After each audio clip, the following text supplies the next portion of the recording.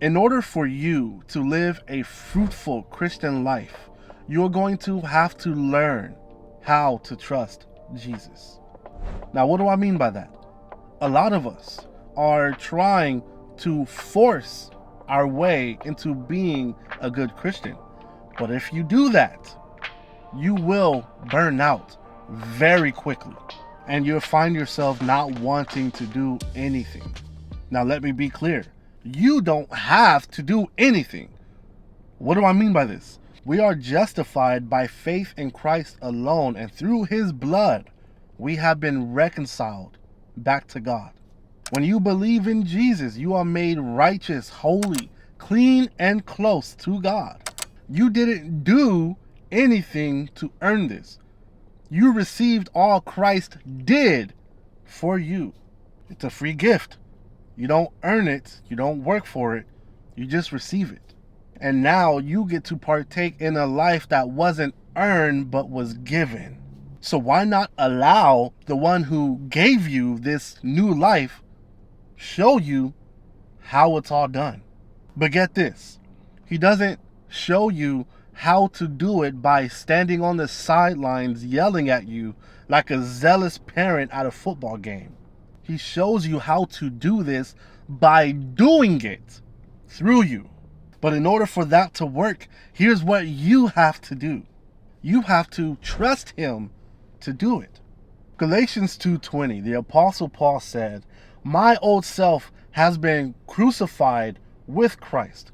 Therefore it is no longer I who live, but Christ lives in me. And the life I now live, my part in this flesh suit that I'm wearing, my part is to live by faith in the Son of God."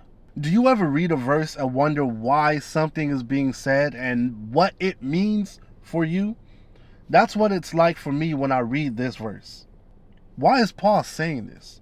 What does that mean for me? And every time I come back to this verse, there's more understanding that I gain from it. I believe Paul understood the secret to living a fruitful life. And it's not trying your hardest to be a good person. It's realizing that without Christ, it's impossible. It's realizing that without Christ, you can do nothing. So the essence of this Christian life that I live is not mine, but it's the anointed one living his life in me and through me. Jesus even said it himself in John chapter 15, verse 4 through 5. He said, "Abide in me and I in you, as the branch cannot bear fruit of itself unless it abides in the vine. So neither can you unless you abide in me. I am the vine, you are the branches. He who abides in me and I in him, he bears much fruit. For apart from me, you can do nothing." We can do nothing. Now, if you're anything like me, I love learning and gaining information.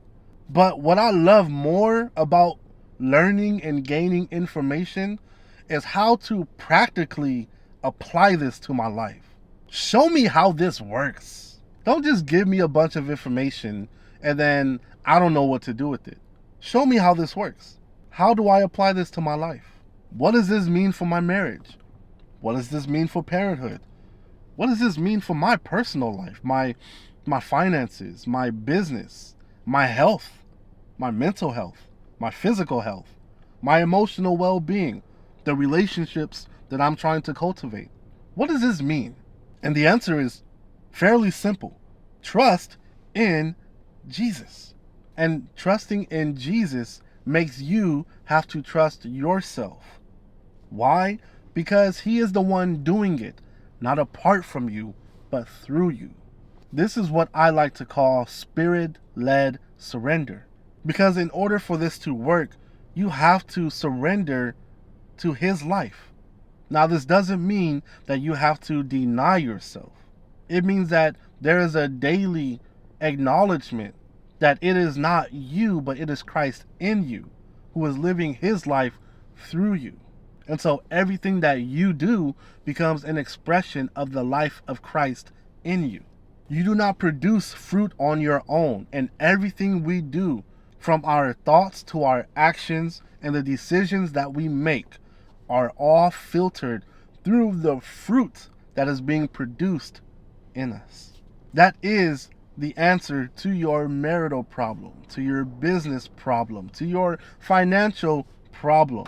Now, does this guarantee that you will be rich and successful, have long-lasting relationships, a thriving marriage, and children that don't misbehave? Absolutely not. We live in a fallen world where life sucks sometimes. Sometimes there are things that happen to us that are out of our control, out of our hands. However, even though those things are not guaranteed, anything is possible. And the truth about God is He is a provider. He is a healer. He is a redeemer.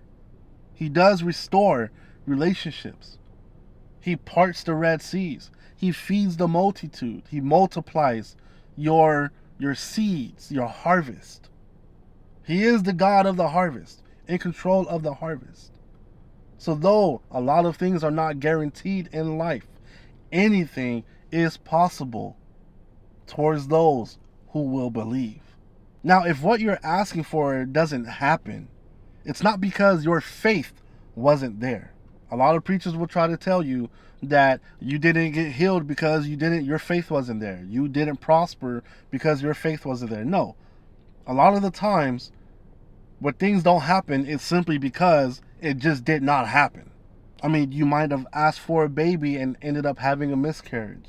You got married and the marriage didn't work out and ended up in divorce.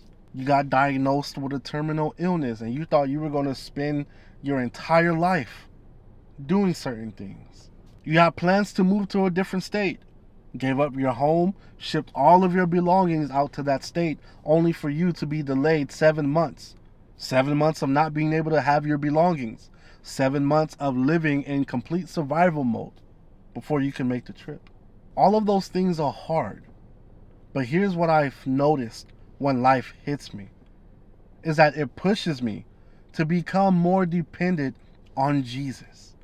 It pushes me to be more anchored in Him. It pushes me further into dependency. You see, oftentimes it's not when my prayers are answered where my faith is strengthened.